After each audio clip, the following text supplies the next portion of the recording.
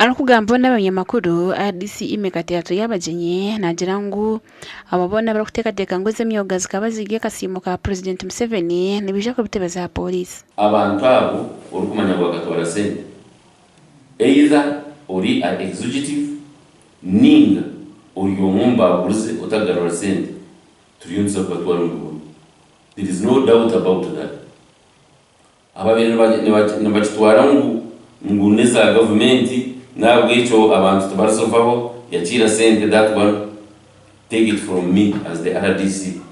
Aharyaba bari kwemeza project za government yezereye kurwana soboro mbantu RDC katerana jangu bari n'uryo itandikire operation ebyo tari umuntu twakwira mu kote abo kugira ngo tukuba kwata barakakushashura ninga boreka kubatana kakushashura atutobanishira konga ko bagumizamo akatwara sente nyingi akabura kuzigarura adama kuko abantu bamwe babere bine mindset iri kugira ngo nakasimo ka president abuza kumizamo kwatwara no mukode.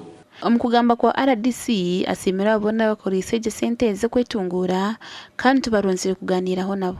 Sako nka ya market vendors Kasari South ikuzireje muno tukaba twatandikireho kwejoininga konka stine support President Museveni kwiharesera emyoga twagumiza mune emyogo n'umwuga gwitu kandi twagubisa ekitinsa acid capital batungire bakadukozesa kuko bagashima kuba mukora twaguma tubasupporting mpora bahikare ubu tuhareba ngo hate batandika kuterera in conjunction with microfinance support center twabongerera izindi miliyoni 20.